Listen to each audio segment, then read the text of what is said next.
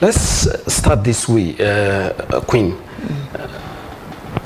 Your humanitarian disposition and activities were starting on that note. Tell us the philosophy. Okay, so I believe you don't need billions or millions to stretch a helping hand. I believe that whatever you have, if you really want to support or give, you can actually do it at your own level. And so about 15, 17 years ago, I decided to always celebrate my birthdays with the children rather than throw parties for people to come and enjoy themselves. That's people that have the means. So, you know, and then in 2013, we decided, you know, it was more or less like a calling. God wanted me to clothe and feed widows. And the very first one was in Edo State, where, by the way, I'm from Edo State. Although I was born in the North Benue State, I schooled in Niger State, I live in Lagos, so I'm a complete Nigerian. I'm from everywhere, I belong to everybody. Exactly. Yeah, so in 2011, we decided to register the foundation, and then in 2013, the calling came for me to clothe and feed widows, and we did the first edition in Edo State in Okpela. In 2014, we did it in Lagos, in Ikorodu Azes, and then in 2015, we didn't do it because during elections, it's usually February 14, and that's the date we have chosen to celebrate these very special people in our society. So in 2016, we did Abuja/Suleja in the Madala Azes of Abuja. And then in 2017, of course, since I'm from Edo State, obviously, I had to repeat my state. But this time around, we did it for Afema, the whole local government. You know, we have in Afema land, we have 6 local governments in that Azes. And then in 2018, we decided to celebrate the wives and mothers of our military fallen heroes, the Army, the Air Force, and the Navy. And we did it at the Ikeja cantonment in Maryland, Lagos. Then 2019 also, we didn't do it because of the election.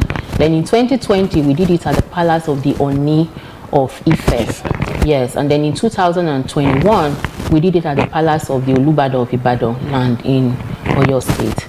So this time around, you know, I just felt we haven't been to the north, you know, and to be honest, I didn't actually see Kaduna. I was just in my sleep and something said, go to Zaria. I have never been to Zaria in my whole life. And then the last time I was in Kaduna was 18 years ago. So you mean, and then of course you will agree with me that a lot of people with the things that flood social media, you know, maybe they are over-exaggerating or something like that. With the killings and the things we see on social media, you begin to wonder, why would you want to go to such a place? To be honest, since I came, this is the second time I'm coming. I was here on the 5th of January when we paid the courtesy call to the Emir of Zauzau. And I mean, I saw people moving up and down, doing their business, and I'm wondering, what is that thing that we see on social media? Is it really true, or are they just fabricating them? So even now coming, a lot of people, a lot of my friends are like, why would you want to go to Kaduna? Why didn't you just do it in Lagos? So I said to them, it's God that chose Zaria, not me. And if God has sent me this message, nothing is going to happen. I'm just going to go home, you know, the way I came.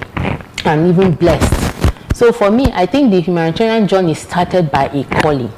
God said, go out there and do this. And so, you know, most of the time, up to 2020, I funded 100% of the program. Okay.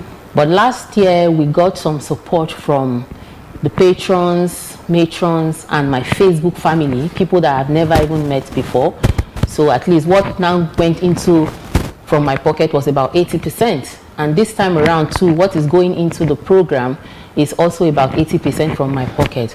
We spent over 7 million for this program because it's a party, you know, for them. We just felt that... You mean from inception to this? No, just every year. Every year? Okay. Yeah, every year we spend over 7 million for the program because we're hosting 1,000 widows and old women. For every widow that comes to the program, gets a wrapper. And that wrapper is 3,000 naira for one. Times 1,000, that's 3 million. And then we're going to cook for them. They're all going to eat. We're going to give them drinks, and then we're going to do some capacity building as well for them to start up something. Yes, empowerment. So it depends on how buoyant we are for every year. You know, sometimes we even go as far as giving sewing machines, grinding machines, like the one we did for the military. You will agree with me that their widows were very young. You know how they killed them in the war front and all. So we even did 3 days capacity building for them, teaching them how to make shoes and bags. And so at the end of the day, on the day of the event, we did balloting with sewing machines, and we were able to give about 8 sewing machines out. So for me, I think that just obeying God and making sure I do the things that God has wanted has actually placed me in places I never thought I could get to. People that even they wonder, how are you even doing it? Sometimes I will have to even use what they call ususu, ajo.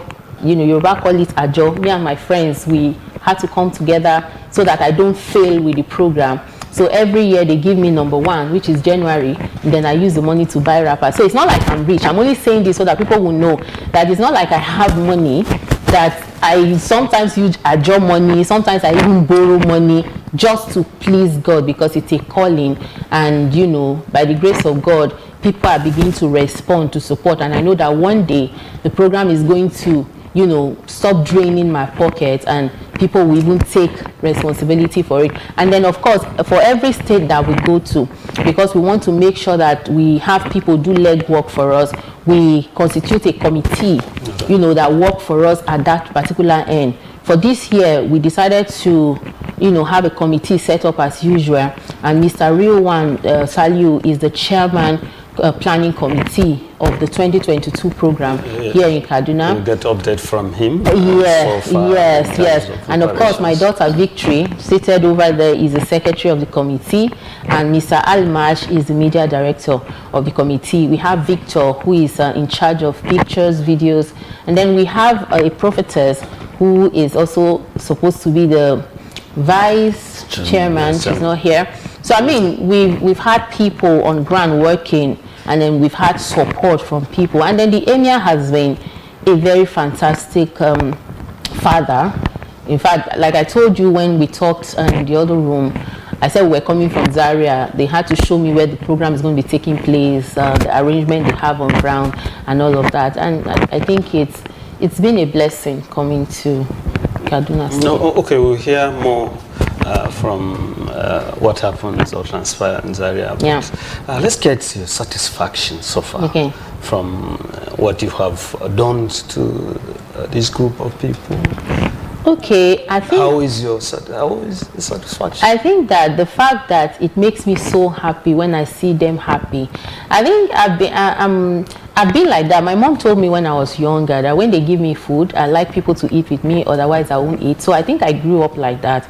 And my son has also taken that part. If you give him something, you have to share it with all his classmates. Sometimes they will call me from school and say his provision is finished. I'll say, no, your provision is 6 weeks. How come he's finishing in 2 weeks? They say he shares. Like, okay, stay like that till the next thing. So, I mean, it's a part of who I am to give. I believe that giving is love. And I believe that you can share from the little that you have.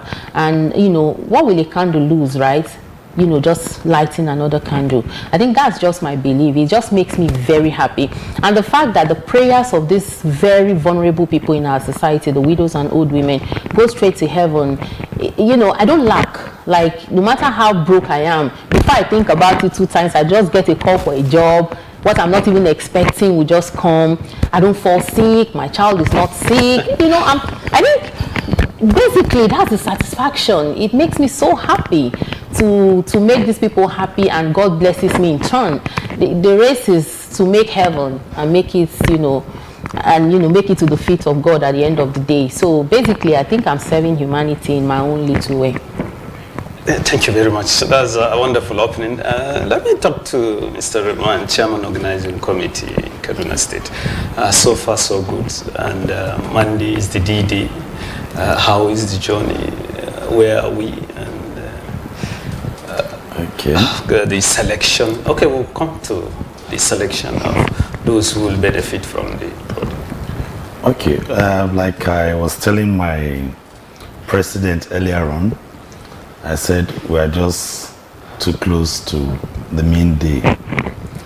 And talk about the selection. Okay. What we did was to send some invitations to the palace. Okay. And the palace extended to most of the widows and the aged. And we sent to the police, we sent to the Commissioner of Police, We in turn will now share to the widows of the police, we share to the GOC, and the GOC will share to the widows there. We extended to the base commander, the Air Force base, and also to Jaji, who will now get in touch with the wives of the Navy, who are widows. So we have been able to go around. And earlier on, we were in Zaria, and I was with the chief protocol officer, and he told us how he shared the invitation in Zaria, and we're very happy. All members of the community were represented in the sharing formula. Like he told us, he shared to the Yoruba community. The number had been reached? Yes. Okay. Shared to the Yoruba community, the Igbos, the Hausas, the Christians, the Muslims, and it's fantastic. And we know that it's going to be a wonderful time on Monday. Any challenges? Yeah, there are challenges. There are challenges. You know, when you send invitation to certain people, with the numbers that you expect them to call, and sometimes they just like pretend they don't see it. You call and still, but of course, it's not as if we are depending on them for the program to hold, but we're just saying, come and be part of this movement. And though we believe that some of them will still respond, but so far so good. We are close. Yeah, it's all right. And everything is set. All the things we need to share are already in Zaria right now. Well, you have, Queen, you have even addressed some of, preempted some of my questions. In fact, you have addressed them. A project like this, of course, required funds. Yes. Any concerted efforts to reach out to... Okay, so in reaching out to people, we have been doing that. I mean, this is the 8th edition, minus the 2 years that we didn't do it because of the elections, 2015 and 2019, which is supposed to make it the 10th edition. So you know that we've been doing it for 8 years. So this is going to be the 8th program that we've done for the widows. And for, like I said, the very first time we went public to ask for funds was 2020. And that was because some people advised me, said, look, you're doing a very noble thing and we would want this to outlive you. But if you continue to do it on your own, one day you're going to get tired because businesses are shrinking with the COVID-19 pandemic that hit us and hit us so hard. People are losing their job. Things are kind of, even your own business has shrinked. So we wouldn't want you to stop this. Why don't you go public? You have a very big platform. You know, you make videos on Facebook and 500,000 people sees it. And so you have a platform that loves you. Why don't you at least even just write to people? And I said, okay. So 2020, we decided to extend letters to even corporate bodies, but we never got replies. Even we extend to so many brands to even to give us drinks, give us some things, and you know, but they didn't respond. So we won't give up. We'll keep writing. Like I said before, it used to be me funding it 100%, and now I'm funding 80%. It means that one day I will fund 0%. It will just be my energy that I will need. So it's a good step, that the fact that some people are stepping up to say, oh, Queen, you're doing something great. I want to support with 1 naira. I want to support with 2 naira. And I always tell people, it does not matter how much you have to give.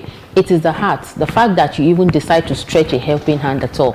That is the most important thing. Like he rightly said, we wrote a lot of people, and immediately they see our letter, it's a very fantastic thing. But immediately they see foundation, automatically they just rings in their head that these people need support.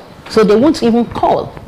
You know, and we're not depending on them, but trust me when I say, when people come on board with us, it reduces what I am going to spend, and then it encourages me to keep pushing forward with the dream. The number eventually will increase. Yes, you understand. So and the fact that I am not doing it in one place, I don't even know these widows. Like he rightly told you, the way we do it is do it with traditional leaders, so that they know their widows. They know we can know who are old women, but we can't know who are widows. Somebody can be a married woman or still have their husband and come on our queue to collect our wrappers and food. And at the end of the day, the aim will be defeated. So which is why we usually reach out to traditional leaders to use their chiefs and youth leaders to invite all those widows. So we don't even know any of them. Not to, so you won't come and say, oh, she's going to favor some people and not favor the other people, because we don't know them. They select them, and you know, as long as they have our invitation card, we know that okay, this person with our invitation card is a widow. So basically, support is not really coming. We are hoping that it will come one day, and we're not giving up. All right, one component of the vulnerable group includes the people living with disability. Yes. Youths are also part of it. Yes. You thinking something to us that? Okay, so like I said earlier, when I started the foundation, I was using just my birthday, which is April 14, to celebrate the children. And most of the orphanages that we went to with people with disabilities, we went to Heart of Good Hope Spice in Lagos. They have people with disabilities, and we went to Modupeko. Modupeko has both people with disabilities and, you know, normal children who are there. So we visited a couple of orphanages to celebrate my birthday. What I normally do is to take a list of what they need, and we buy what we can afford from that list, and we donate to them, you know, play with them, have fun with them, because these people don't really see people all the time. And I just felt, rather than do parties all the time, bring big people to eat my jollof rice and all, I can always have time, sit down with these children, do the party with them. These are kids that will show me genuine love and prayers, and that was why we started doing that. So Okay. we have moved to the widows, but we haven't stopped that either. Okay, why I decided to bring that to her is that this part of the country has a number of out-of-school children, those who are roaming the street. They also at least need to be incorporated or maybe considered. That's just my opinion. I don't know if in terms of organization, you have been able to cover that component, those group of people. Okay. First of all, you look at the vision of the Queen Blessing Foundation. The vision for now is to take care of the widows and the aged. Aged, okay. So, and that is where we are focusing on right now.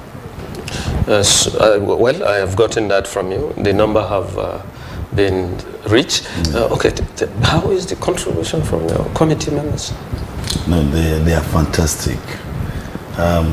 It's just that you cannot host every one of us right on this program, but we all went to Zaria. We just came in from Zaria, and some of them are in the other room, and they've been very wonderful. Queen Blessing, let's look at the Nigerian film industry. Okay. And how do you assess the journey so far, considering the worth and value? Okay, I think that The potentials also. I think that the Nigerian movie industry, known as Nollywood, has really evolved. We've been able to do very good movies that can compete with any movie, any part of the world. We have a lot of producers who know their onions when it comes to filmmaking. We have a lot of actors who know their onions when it comes to acting. So in every sector of Nollywood, I think everybody has upped their game, because as the world is tightening, if you don't up your game, you will just be left by the roadside. So I think that Nollywood has really evolved from where we're coming from, and we'll keep moving forward in doing good movies, writing good stories, you know, and just making money. Challenges. Yeah, the challenges are we still need more platforms to sell these films. We have a lot of producers who have this passion in making movies, and of course you know that government is not funding. Everybody is funding their movies by themselves, and so when you put in your money somewhere, you want to have a platform to sell and get that money back. So platform is still a challenge, and we are hoping that now that Netflix is here, we still have our DSTV and co. We are hoping that more platforms will come so that our producers can smile. We'll discuss your position as the vice president of movie producers. However, one identified problem is lack of talent. Some said that's not. What the industry is doing. I don't think it's lack of talent. We have We have the most amazing actors in the world who can take stress. You find some actors who you can even start shooting film from 8 a.m. to 3 a.m. they're still working.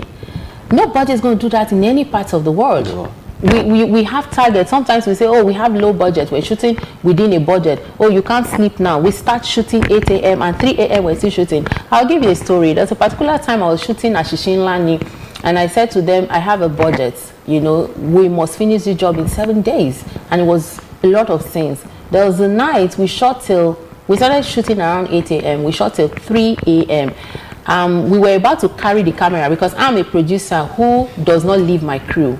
No matter the time, I don't go and sleep like other producers. Some do that. I stay with you guys until we're done and wrap for the day. So I tried to help the cameraman to move his camera, and I was falling with the camera. And then I said, director, please, at this junction, we have to sleep. It's not working anymore. So we went to sleep, and in the morning, by 8 o'clock, we were already up. So we have a lot of raw talent who want to work, who have this talent. Like I said, until we have a lot of more platforms to sell those films, we can't really produce more than we're already producing, because as it is now, we're producing movies so much already, and the platform to sell them are not that much. So, you know, it's not about the talent. There are talent, raw talent, we have them. If you go on social media, you can see what people are doing with the skits and all of that. So social media has opened another platform to make sure you don't have to wait for a producer to put you on the screen. You can just put yourself out there and sell yourself. Become anything you want to be with that small phone on your hand. So if we don't have raw talent, you can't find those people on social media. We have a lot of talent, trust me. What is expected for a prospective and a potential actor? What's expected of him? Whatever. I think that in anything you're doing, apart from acting, just know your onions, know the game, know what you want, read more, know exactly what you're going into, learn the skill. Don't just sit down and wait for opportunities. Keep learning until opportunities come. And so for me, I think that is what is expected. There are some actors who are lazy in terms of doing researches and all of that, but trust me, those are just few of them that can never really grow. We have a lot of talent that knows what they're doing, and they're working on it. As the Vice President of movie producers, what are the processes of producing a film? Share with us. Okay, I think the very first step is to have a very good script, because without a script, you can't have a good film. And it's a producer's job to make sure the script is tight enough, because a producer is the one that will employ the writer. So, I mean, you won't say because you're not the one that wrote that script, you're not going to look at it. For instance, I'll use myself as an example. If you write a script for me, I take my time to read it. And then I create what I call a script conference for other people to look at that script, input and remove. And then by the time that is done, you now start looking at who is this director that I want to use to interpret this role for us. Because the director has a very big role, because he has a picture that the film is going to eventually end into. Then after you have a good director, then you start looking at the actor. Don't look at faces. Don't pick actors because they're celebrities already. Pick actors because they can deliver the role. Then you begin to look, is this person okay for this role? You try them out and see. Those days we go to auditions a lot, but now you find that you just what some producers do now, they go on Instagram and see if you have 8 million followers. They don't care if you know how to act, and they just give you a role. That is what they do, because they're focusing on only the money. And I'm thinking that's not the right thing. Give people that deserve these roles. So by the time you get those actors, then you begin to look at the costume. The costume must sell the story. You begin to look at the location. The location must also sell the story you're telling. If, for instance, you're telling a story for an epic film, you can't go and shoot it in the city. You need to go into those areas where you can find houses, the mud houses and all of that, you know, to shoot. If the story is saying you have to drink palm wine, look for palm wine. If you know you can't get palm wine, don't put it in the script. Don't go and pour water and then make it white and say people will know it's palm wine. Do you understand? So by the time you are able to do all this as a producer, then you're going to have a fantastic film. Well, it has been an interesting discuss, and we've been, of course, talking with a Nollywood celebrity, an accomplished Nollywood star, and the chairman, Mr. Rilwan, here also giving an input on the preparations ahead of the important event that is coming up in Zaria, precisely on the 14th. That's the Valentine Day, and Let's use this in areas. Yes, We wish you a happy birthday and congratulate you. All right. Finally, before I let you go,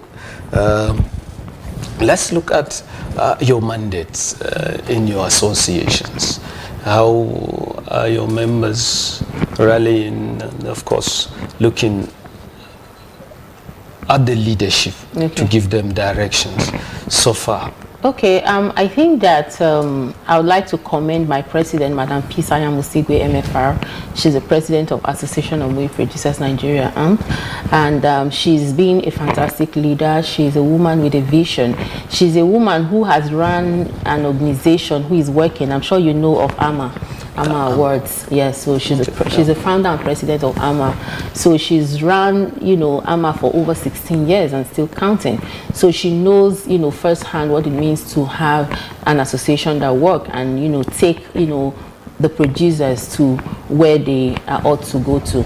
So we've been together, we've been working hand in hand with our members to make sure that more platforms come up, to make sure that we show them places to sell their film, because everybody wants to know where to sell their film. Bottom line is the end game is to get our monies back, and so we're making sure that if anything comes into Nollywood, we know and we tell our members. Of course, we're also making sure that our members key into insurance, because a lot of Nollywood practitioners don't believe in insurance, and sometimes when they fall ill, a little thing, they just go on social media, and for us, we think it's an embarrassment. So we think that we can get insurance for our people, and we've been able to talk to Lagos State to give us an insurance that is next to nothing, for our members, and they're keen into it, and we've been able to teach our members how to save. We introduce what we call AMP Osusu, like you just save towards buying something from January to December, and then you get your money. What are you doing in regards to piracy and all that? Of course, as regards to piracy, what can we really do? What we're doing is to make sure that if your movie is pirated, we work hand in hand with those people that can help us fish out those people that do this evil thing. But then again, if you look at Nigeria as it is right now, the piracy is not as it was before. Before your movie comes out, if your movie is going to come out on Monday, by Sunday it's already pirated. So now we're trying to curb it. It's not going to go away. Even in America, they see piracy, but we're looking at how to bring it down to the barest minimum. We wish you all the best. Thank you. Finally, let me take your final comment as regards the all-important occasion coming up on the 14th. What is our expectations?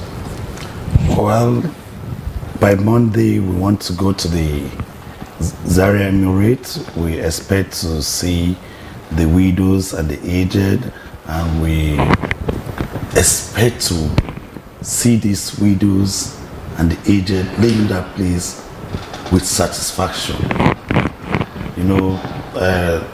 Amazingly, that is Valentine's Day. So we want to make sure that they feel loved that very day. That will be the utmost satisfaction we'll get that day. Feeling love is on that note. We'll be calling it I want to specifically and most sincerely thank you for coming. Thank you. And wish you all the best. Thank you so success in the next. And we have been talking with the chairman, the organizing committee of the Queen Blessing Foundation. And he is Rilwan Saliu, and the accomplished Nollywood star who has given us that insight and, of course, a perspective into the Nollywood industry. And it has been very informative. My name is Zakaria Haruna Isa. Have a pleasant day ahead.